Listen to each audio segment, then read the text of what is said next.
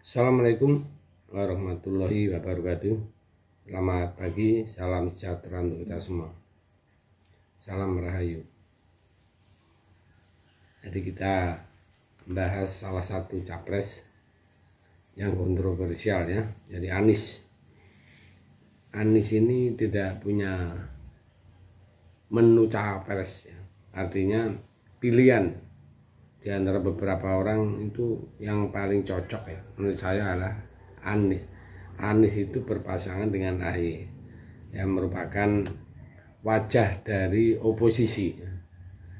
Sementara untuk Khofifah itu nggak cocok disandingkan dengan Anies karena Khofifah itu masih dianggap bagian dari koalisinya Jokowi, orang yang juga terlampau dekat dengan Jokowi. Ridwan Kamil juga begitu, yang saat ini dekat dengan Golkar. Ini tidak punya pilihan ya politik yang cukup banyak sebenarnya untuk menjadi pendamping. Satu-satunya yang realistis ya, untuk Anies adalah AHY, yaitu Agus Harimurti. Makanya ada keinginan untuk mengawinkan Anies Baswedan dengan tokoh-tokoh moderat seperti Khofifah, Gubernur Jawa Timur, dan Mbak Yeni Wahid, supaya cat dirinya politik identitas itu bisa hilang dari tubuh Baswedan. Tapi kabarnya kedua tokoh perempuan itu menolak menjadi wakil Anies karena cap politik identitas itu kuat banget menempel di tubuh Anies Baswedan. Dan karena sampai sekarang orang-orang yang dekati itu atau diajak untuk menjadi cawapres Anies Baswedan semuanya kompak untuk menolak, menghindar, semuanya kabur ya. Itu yang pada intinya hasil dari renungan. Anies Baswedan ini menurut Khofifah itu kayaknya lebih baik itu berpasangan dengan AHY saja ya. AHY karena memang dia ketua partai oposisi, nah nggak usah aneh-aneh ya. Sementara kalau jadi Anies ya nggak jelas turun-turunnya seperti ini, lebih baik AHY diambil saja ya. Ini nggak perlu pusing-pusing kemana-mana, nggak bisa nyapres ya. Itu lebih baik daripada nasib Anies terkatung-katung sudah diobral kemana-mana tetap nggak laku. Di kalangan NU, Mahfud MD, Yeni Wahid hingga Khofifah semua menolak jadi cawapresnya. Surya Paloh sebagai pengusungnya mulai pusing ya, daripada gagalnya nyapres nanti ya. Jadi ini contoh dari pengamat politik ya. Nah, ini jadi analisa Mas Adi Prayitno ya, pengamat politik dari UIN Jakarta ini menilai Anies Baswedan adalah salah satu calon presiden yang tak laku di kalangan sejumlah tokoh NU. Nah, buktinya semuanya menolak. Dari tokoh NU tersebut Anies Baswedan dobral oleh Nasdem ketika tokoh itu menolak menjadi calon wakil presidennya, pendampingnya Anies.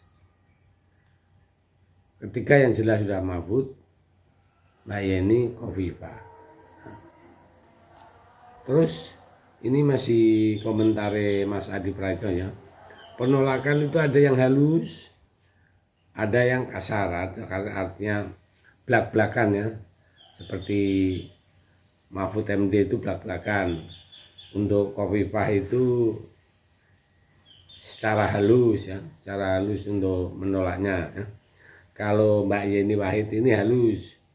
Dia mengatakan bahwa dirinya ya, Yeni Wahid itu mengatakan dia akan mengikuti politik dari keluarganya, artinya keluarganya Gus Dur kan, kita tahu arahnya kemana. Jadi Mbak Yeni pas ditanya wartawan di hari Selasa 11 Juli kemarin itu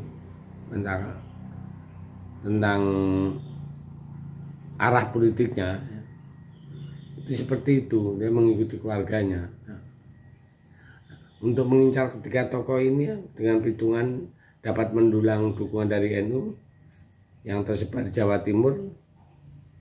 Ternyata kandas. Jadi dapat disebut Anies itu nggak laku, walaupun sudah diobrol tidak laku, sehingga harus berpikir ulang bagaimana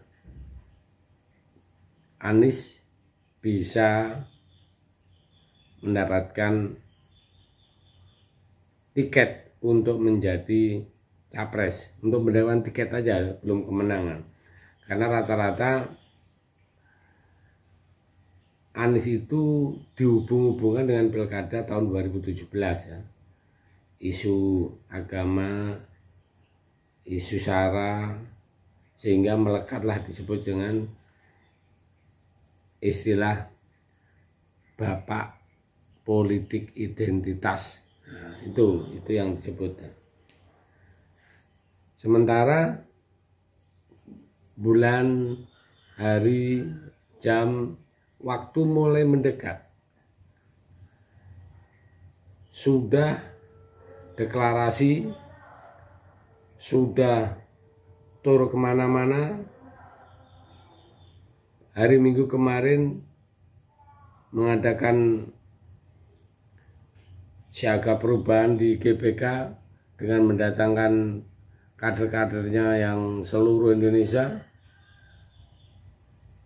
dan nggak mengumumkan calonnya juga, karena calon yang diinginkan semuanya menolak.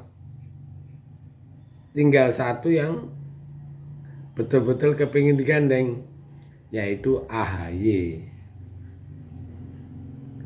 AHY kadang-kadang kasihan juga nempel sama Anies, tapi enggak direken-reken. Mirip seperti kalau cowok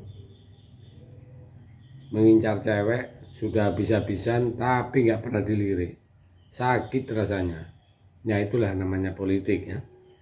Jadi kita ikut pantau, ikut pasang telinga, dan kita harus memilih. Di antara tiga ini udah jelas-jelas kita yang rata-rata pro Jokowi, dan Jokowi sudah mengarah ke Pak Ganjar, apalagi demi Indonesia Maju tahun 2045. Terima kasih. Merdeka.